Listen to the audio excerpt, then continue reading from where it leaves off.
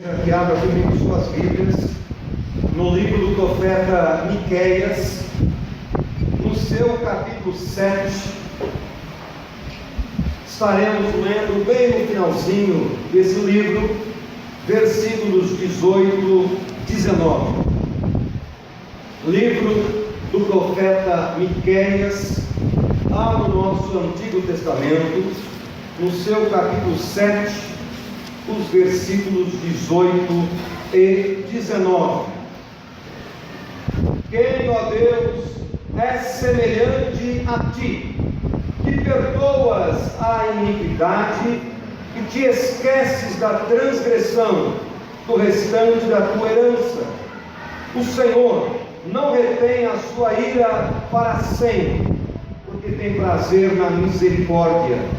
Tornará a ter compaixão de nós, pisará aos pés as nossas iniquidades e lançará todos os nossos pecados nas profundezas do mar. Louvado seja o Senhor nosso Deus pela porção humilde de sua palavra nessa noite. Amém. Irmãos, nosso objetivo nessa noite é destacar uma das características do nosso Deus. Digo uma das características porque ele tem muitas, são muitos os seus atributos, e nessa noite gostaríamos de uma forma especial de estarmos falando sobre a sua compaixão, sobre a sua misericórdia e mais especificamente sobre o perdão. Daí então nós estamos falando sobre a grandeza do perdão de Deus a cada um de nós, coisa fantástica. Pelo bem que o profeta Miqueias, ele foi chamado por Deus para profetizar diante do povo de Israel, porque aquele povo estava vivendo em pecado, aquele povo estava vivendo uma vida muito longe, distante do Deus Todo-Poderoso. Por isso Deus o levanta para que esse povo seja chamado a atenção, caia em si, se arrependa, receba o perdão e volte-se para o caminho do nosso Deus. Quando você olha o livro todo, desde o seu capítulo 1, ainda que ele termine no capítulo 7 que nós acabamos de ler, falando sobre o perdão de Deus, quando você lê esse livro logo no início, você percebe que ele é levantado exatamente por esse motivo, para ser voz de Deus àquele povo. Por quê? Porque aquele povo havia abandonado o culto a Deus. Aquele povo havia dado as costas ao Deus Todo-Poderoso e estava adorando outros deuses, que não era o Deus verdadeiro, o Deus de Israel. E não apenas o povo havia falhado, mas os próprios reis, que deveriam cuidar para que a vida religiosa do povo fosse uma vida de temor ao Deus Santo. Os próprios reis haviam se desviado do caminho. E não apenas os reis, os sacerdotes também, que tinham essa incumbência de levar o povo a se santificar diante de Deus. O próprio sacerdócio estava corrompido e o povo estava agora sem uma orientação saudável.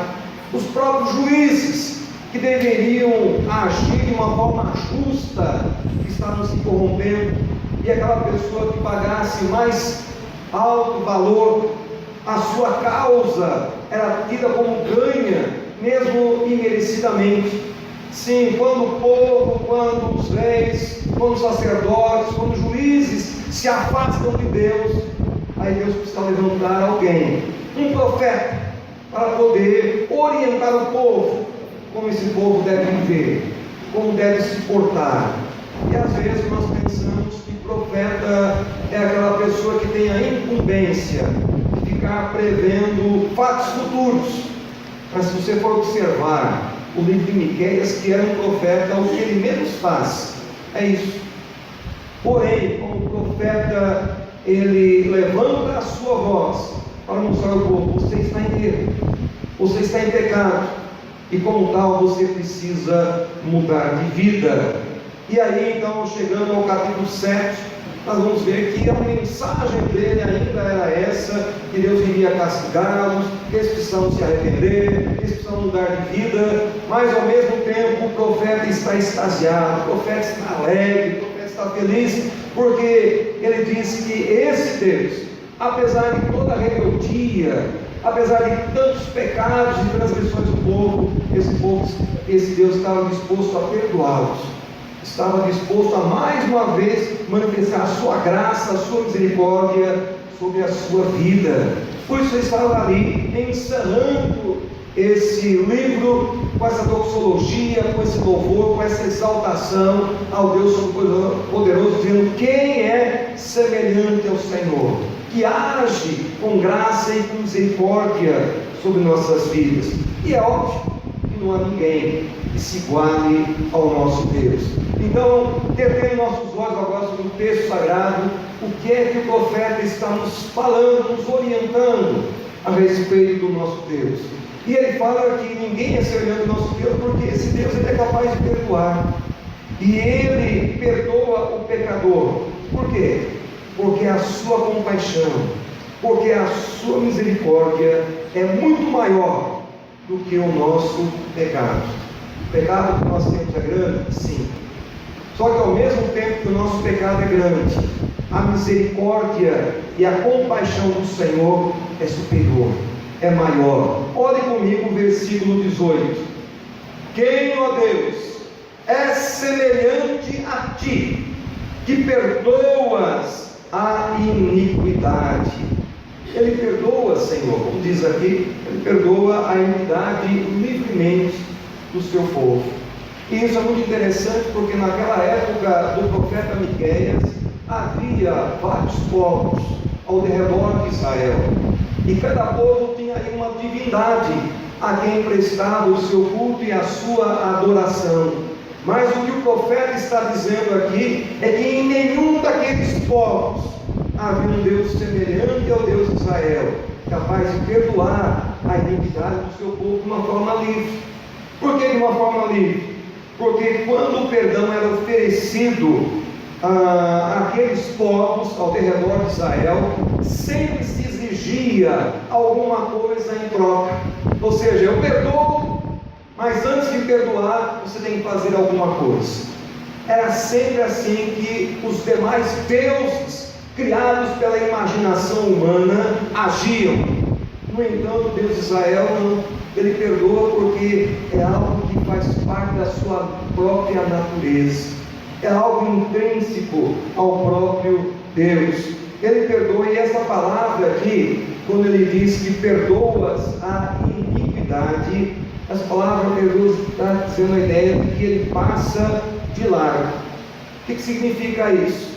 Há pessoas que, enquanto estão passando por um determinado lugar, se tem ali alguma coisa que lhe chama a atenção, num dos seus lados, ele olha, ele observa e ele marca aquilo que está acontecendo ali, e não esquece.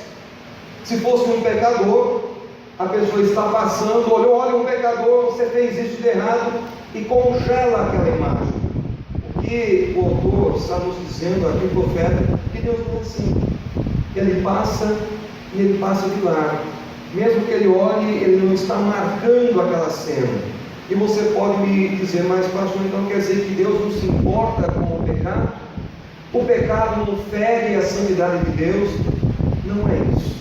O que ele está dizendo é que ele é capaz de passar de largo, sem se incomodar com aquilo, porque ele próprio já providenciou um sacrifício na própria pessoa do seu Filho Jesus, para que então ele, como sacrifício perfeito, o Cordeiro de Deus que tira o pecado de toda a humanidade, sendo ele entregue a Deus, então Deus, quando ele olha para cada um de nós, ele já não enxerga mais o nosso pecado, mas ele enxerga o sacrifício do seu Filho, ser capaz de passar de largo.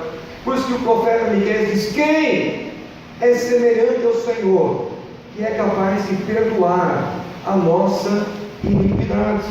E quando você olha ainda o versículo 18, ele continua: quem a Deus é semelhante a ti, que perdoas a iniquidade e te esqueces da transgressão do restante da tua herança. Ele diz que Deus esquece, mas eu estou dizendo isso por quê? Porque ele é capaz de nos perdoar e ele é capaz de esquecer, porque a sua graça, a sua misericórdia e a sua compaixão é muito maior do que o nosso pecado. E quando diz que Deus se esquece, não é que eu esteja esquecendo a onisciência de Deus. Deus, ele é onisciente. E como onisciente, ele sabe tudo o que acontece. Eu não preciso falar nada, ele sabe inclusive o que eu penso, o que vai na minha alma, o que existe no meu coração. Ele sabe. Mas quando o profeta diz que ele se esquece, não quer dizer que seria como nos dias atuais, que você tem ali um computador e você escreve tantas coisas, e quando você percebe que errou, você simplesmente aperta um botão, delete, e tudo cai. Ou quando você escreve no WhatsApp alguma mensagem, aí você se arrepende, opa, mensagem apagada. Não é isso que acontece. O que ele está dizendo aqui é que exatamente por causa do sacrifício do seu Filho Jesus, quando você se volta para Ele com o coração arrependido, Ele perdoa de tal maneira que é como se você nunca tivesse pecado. É como se a sua vida estivesse completamente branca, se não houvesse nenhuma mancha, não há ali nenhum registro. Ele começa exatamente do zero. Por isso que o profeta está dizendo: quem é semelhante a ti, capaz de nos perdoar dessa maneira? Isso é interessante, porque nós não somos assim. O ser humano, ele costuma se lembrar, e mais do que se lembrar, ele costuma cobrar. É como aquele marido que chega ao pastor lá na igreja, e diante do pastor ele diz: pastor, estou com um problema seríssimo lá em casa. Pois não, meu irmão, em que eu posso me ajudar? Em que eu posso ser útil? O que está acontecendo? É que eu e minha esposa, nós temos brigado demais. E o pastor responde: sim, meu irmão, eu sei, todo casal tem aí seus desentendimentos, principalmente quando dois pecadores estão vivendo na mesma casa, debaixo do mesmo teto. É muito comum que haja algumas divergências. Ou não, pastor, você não entende.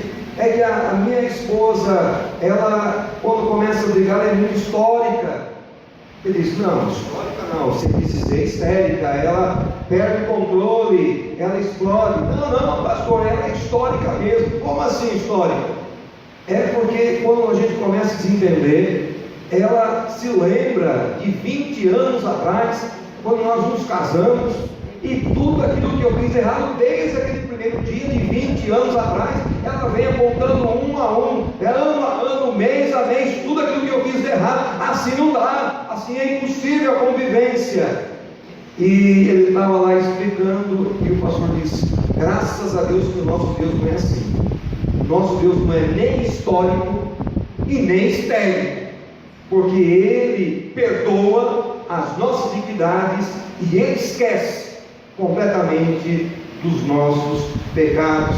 E é interessante que ele diz aqui ainda no versículo 18: quem, ó Deus, é semelhante a ti, que perdoas a iniquidade e te esquece da transgressão do recinto da tua herança. O Senhor não retém a sua ira para sempre, porque tem prazer na misericórdia. Irmãos, que coisa fantástica!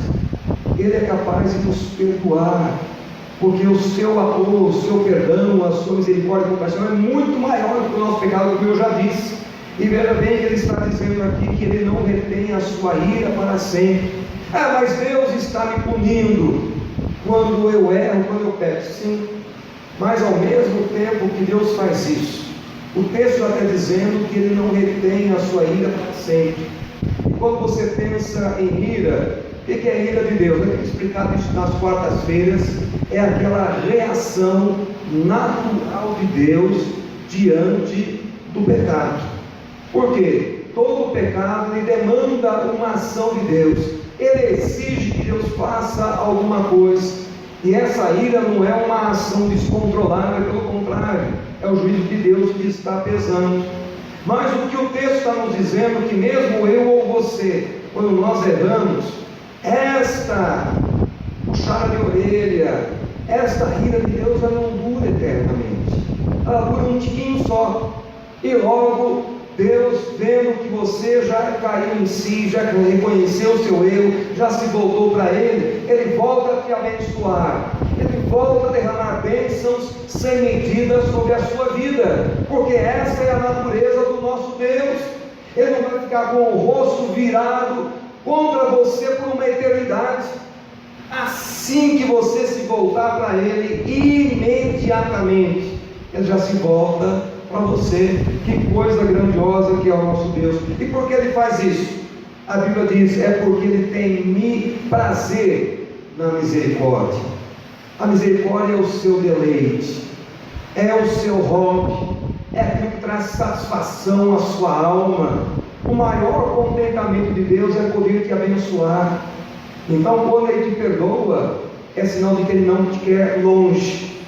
Ele quer você bem perto dEle, bem próximo, bem íntimo, junto ao seu coração. Portanto, ninguém é como o nosso Deus. Ele é muito diferente de tudo que nós conhecemos. Mas em segundo lugar, nós vamos perceber que Deus perdoa o pecador arrependido, independente do tamanho do pecado. Não apenas Ele perdoa porque a sua misericórdia e compaixão é maior do que o nosso pecado, mas também Ele perdoa independente do tamanho do nosso pecado. Por que isso é importante? Porque algumas pessoas pensam que quando Deus perdoa, Ele perdoa parcialmente ou perdoa com algum limite. Até X eu perdoo, mais do que isso não. Eu perdoo até aqui, agora você extrapolou. Não, Deus não faz assim. Quando você observa o versículo 19, olha lá o que está dizendo: tornará a ter compaixão de nós. Se Deus tornará a ter compaixão de nós, isso significa o seguinte: que Deus perdoou uma vez, e como eu acabei de mencionar, que quando Ele perdoa, Ele deixa você com uma ficha limpa, zerada, como se nunca você tivesse pecado. Mas se você tornar a pecar uma segunda vez, Ele diz que Ele vai te perdoar novamente. Se você pecar uma terceira, uma quarta, uma 50ª vez, Ele tornará a ter misericórdia de você. Por quê? Isso faz parte da natureza dEle. É o prazer de Deus em estar nos perdoando. É exatamente isso que Ele está nos dizendo aqui. E para nos ajudar nessa situação, Ele diz que Ele tornará a ter compaixão de nós e pisará aos pés as nossas iniquidades. Irmãos, observe o que o texto está nos dizendo. Como é que Deus age? Ele pisará os pés às nossas iniquidades. As iniquidades são nossas, mas os pés são do Senhor. Há um trocadilho que o profeta está fazendo aqui.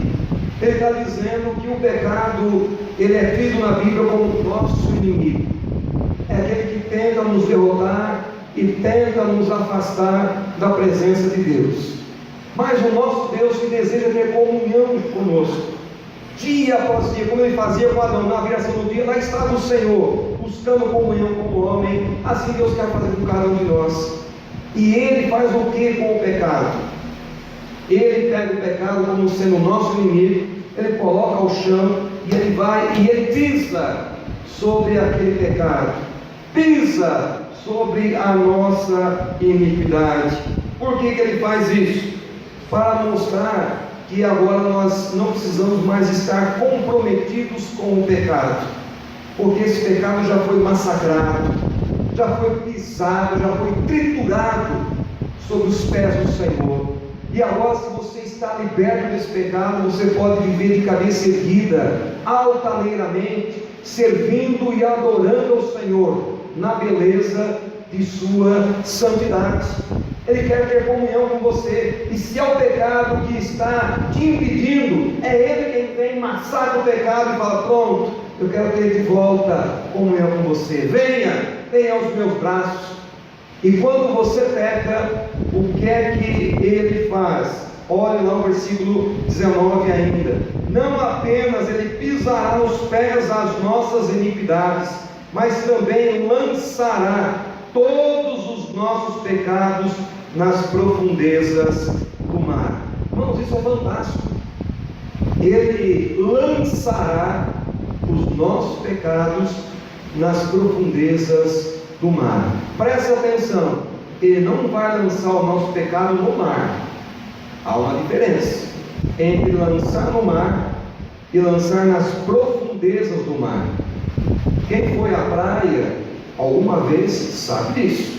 Se você joga alguma coisa à beira-mar, ou mesmo a 1 quilômetro de distância da praia, mais cedo ou mais tarde, ou já no dia seguinte, tudo aquilo que você lançou no mar, o mar vai regurgitar e vai lançar tudo aquilo na praia novamente.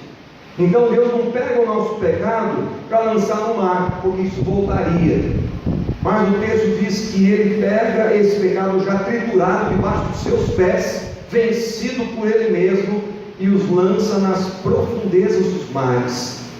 E há regiões nos mares que atingem mais de 10.000 metros de profundidade. Nenhum ser humano consegue chegar até lá.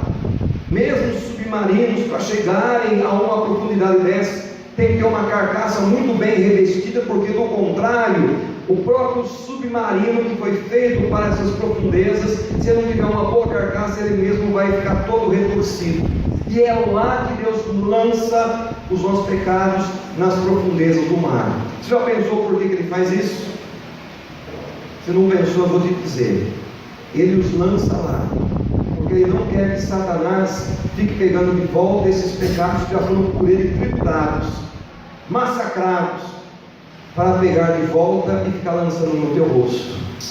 Porque muitas vezes Satanás faz isso. Olha, você errou, você pecou, como é que você vai se voltar para Deus? Ele nos lança na profundeza do mar. Às vezes não é bem Satanás, não. Às vezes é o irmão da fé. Infelizmente, chega o irmão da fé: ei, meu irmão, o que é isso? Você voltou a pecar, não está fazendo. E ele se torna instrumento, porque fica aí com o dedo em risco. Deus falou: não, nem Satanás e nem o irmãozinho, eu já quero. E em terceiro lugar, por sua própria causa. Porque quantas vezes Deus já perdoou o nosso pecado? Você já entregou para Deus, mas você mesmo não se perdoou. Você mesmo fica trazendo à tona isso o tempo inteiro. E o que Deus quer dizer é o seguinte: olha, eu já massacrei o pecado, eu já lancei lá, por que você está trazendo isso de volta à tona? É por isso que Ele coloca uma plaquinha lá: proibido pescar. Você não pode pescar ali, está muito profundo. Então, esse é o modo de Deus agir, a grandiosidade do seu perdão. Ele nos perdoa porque a sua misericórdia e compaixão são muito maiores do que o nosso pecado. Por isso Ele é capaz de perdoar. Eu vejo que Ele perdoa. Por quê? Porque a sua misericórdia e compaixão não tem tamanho. Não importa o tamanho do pecado, ela é tão grande que é capaz de perdoar um pecado que aos nossos olhos seja pequeno ou grande. Mas Deus não tem diferença. É pecado e Ele é capaz de fazer isso. E eu gostaria de mostrar 3 exemplos, rapidamente, de pessoas que cometem esses pecados e como Deus é capaz de perdoá-las. Só para você ter ideia de que Deus é capaz de fazer isso. E rapidamente, então, o primeiro exemplo que eu quero dar, veja bem, que é do rei Manassés. Eu não sei se você conhece a história do rei Manassés. Está lá em 2 Crônicas, capítulo 33. Depois em casa, com calma, você poderá ler o contexto. Mas esse rei Manassés, ele foi um mau rei. Um rei que viveu em pecado, viveu muito longe dos caminhos do Senhor. E a Bíblia nos diz o seguinte, que em alguns versículos lá do 2 Crônicas 33, que ele levantou altares aos deuses Baalins, e ali criou postes ídolos, e ele próprio estava adorando a esses deuses, dando as costas ao Deus verdadeiro. Lá no versículo 3, quando você vê o versículo 4 e 5, diz que ele profanou o próprio templo de Deus, lugar santo, lugar separado para o culto ao Deus Todo-Poderoso. Se você olha lá no versículo 9, diz que ele foi capaz de sacrificar os seus próprios filhos ao Deus Baal, porque ele tinha ali aquelas catapultas, né, que colocava a criança ali, e havia uma máquina que jogava a criança para ser queimada em oferenda a esses deuses. Esse rei fez isso, e não apenas satisfeito, ele agiu com feitiçarias, com bruxarias, fez muitas coisas, e a Bíblia é clara em dizer lá que ele fazia tudo isso para provocar ao Deus verdadeiro. E você pensa, será que um rei que age dessa forma, com tanta maldade, sabendo o que está fazendo, pode receber perdão? A Bíblia diz que Deus agiu. E Deus agiu como? Ele permitiu que o rei da Síria invadisse onde estava ali o palácio do rei Manassés.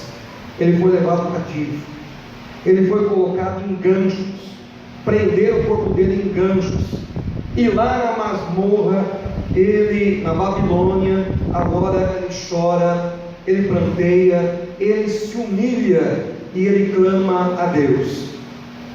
E quando ele clama a Deus, a Bíblia diz que Deus agiu de tal maneira que o fez retornar a Jerusalém são e salvo e reassumir o seu papel como rei. Por quê? Porque ele pôde ser perdoado. Se um rei assim pôde ser perdoado, quanto mais eu e você. Se você pensa em Davi, pensa o que ele fez.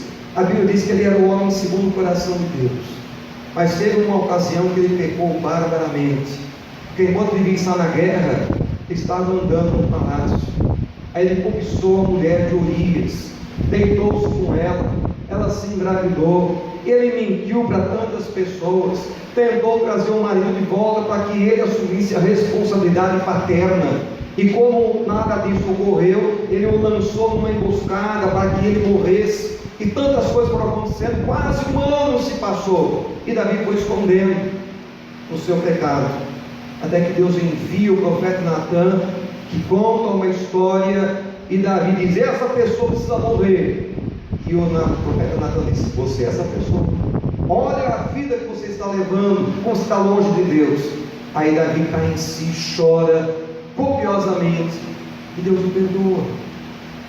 A mulher adúltera no Novo Testamento foi apanhada em flagrante adultério, pela lei deveria ser apedrejada e morta, mas veja bem que diante agora de uma arapuca para prender um mestre, para ver qual era a sua resposta, porque não podia mandar matá-la, porque ele estaria indo à frente das leis contra o Império Romano.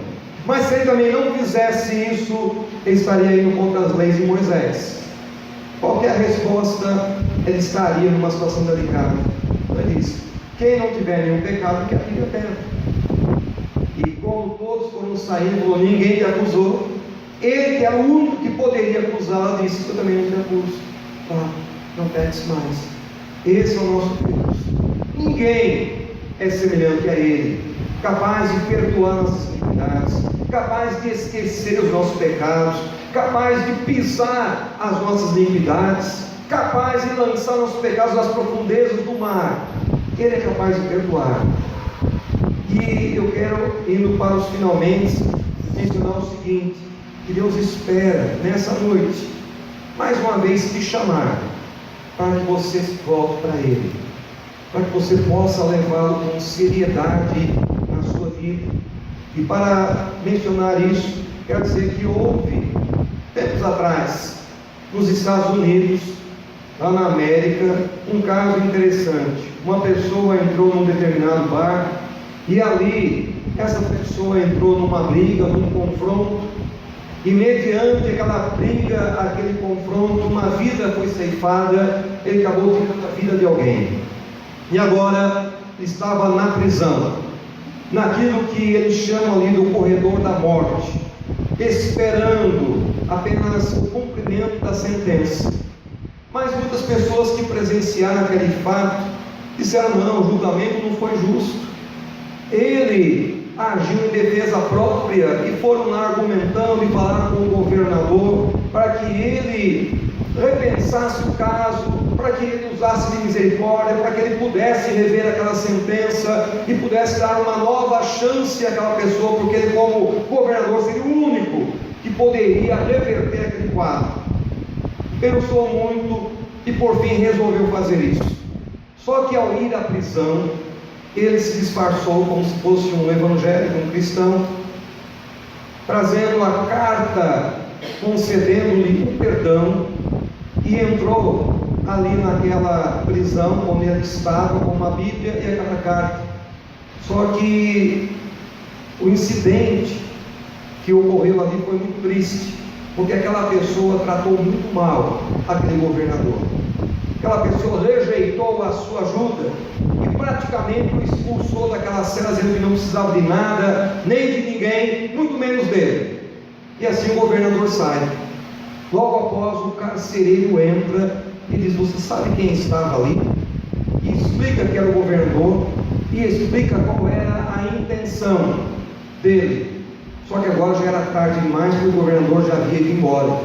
No dia da sentença, quando ele estava ali para morrer naquela cadeira elétrica, perguntaram se ele tinha algumas palavras finais para dizer. Ele disse: sim, eu tenho algumas palavras finais.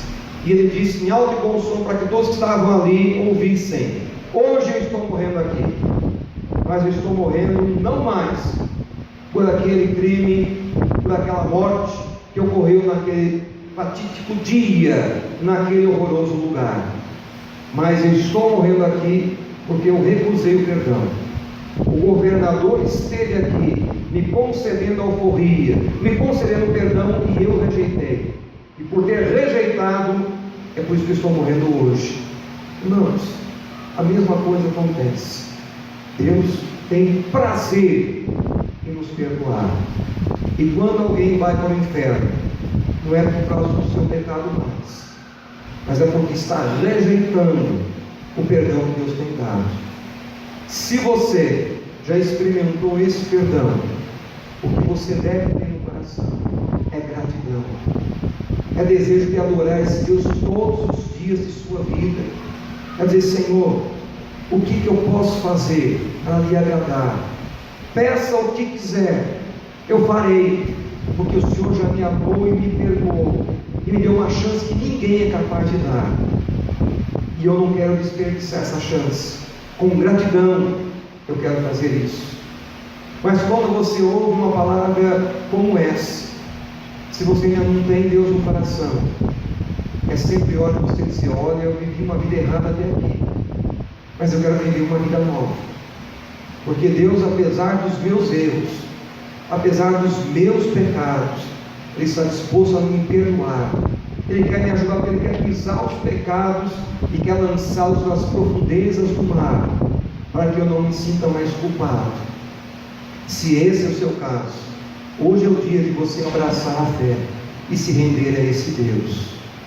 Se você já é um cristão e está ouvindo sobre o perdão de Deus, isso te deve encorajar a não pecar, ter uma reação de gratidão, mas evitar pecar, porque a Bíblia diz que eu e você temos que ser imitadores dele, e aquilo que até então nós fazíamos, nós não devemos fazer mais, porque se até então mentimos, não vamos mais mentir.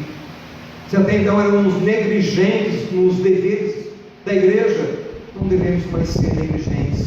Se éramos um mau pai, uma má mãe, devemos ser melhores cristãos daqui para frente, porque Ele nos perdoou e Ele está nos dando uma nova chance. E se sabedores de tudo isso, nós ainda continuamos no pecado, nós somos filhos ingratos, que ainda não soubemos receber esse perdão de Deus, e como tais, não somos merecedores da sua graça. E se nós não sabemos receber esse perdão, se nós continuamos com eles, não resta mais nenhum sacrifício para cada um de nós, porque nós estamos rejeitando aquilo que de bom e de melhor Deus tem feito por cada um de nós. Hoje é um dia especial de Santa Ceia. O sacrifício de Cristo está mais uma vez sendo relembrado. Que haja gratidão, que haja consagração, no desejo de ser melhor. Que se isso tudo não brotar no seu coração, que Deus tenha misericórdia, que talvez você seja equivocado com respeito à sua fé, Eu quero orar por você nesta hora, para que Deus te ajude, para que Deus te abençoe. Baixe sua cabeça, vamos orar ao nosso Deus.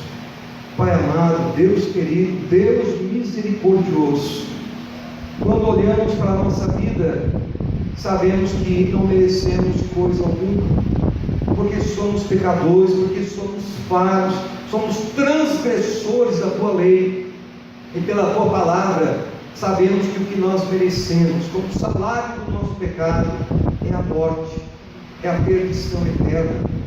Mas nessa noite, nós nos alegramos, porque tal qual levantasse do passado o profeta Miqueias, para falar àquele povo que estava tão longe, distante de Ti, que apesar de tanta rebeldia, ainda havia esperança para eles, porque a Tua graça e misericórdia era maior do que qualquer pecado, e o Senhor poderia lavá-los e transformá-los. Essa mesma mensagem está sendo pronunciada aqui nessa noite. Se houver entre nós qualquer pessoa que ainda não alcançou de Ti esse perdão, ó Deus, tenha misericórdia, adentra essa vida, esse coração, para que ali também haja salvação, haja um novo nascimento, haja regeneração, e uma nova vida surja para a glória e céu do Teu nome. Se nós já fomos alcançados por Ti, temos essa consciência, que haja gratidão na nossa alma, porque o Cordeiro de Deus já deu a sua vida por nós, e como tais, o Senhor nos olha como pessoas isentas de culpa e de pecado. Que ao mesmo tempo haja uma conscientização de que temos que melhorar dia após dia, porque é isso que o Senhor espera de cada um de nós, como cristãos autênticos, possamos melhorar dia após dia como uma luz da aurora, até que sejamos semelhantes ao meio-dia, luz perfeita. Ó Deus, que não haja ingratidão e nem insensibilidade. Prepara-nos para participarmos da ceia do Senhor e reconhecermos o valor tremendo do sacrifício de Cristo a favor de cada um de nós. Nós oramos aqui com gratidão, no nome precioso do Senhor Jesus. Amém. Que Deus te ajude, que Deus te abençoe. Amém.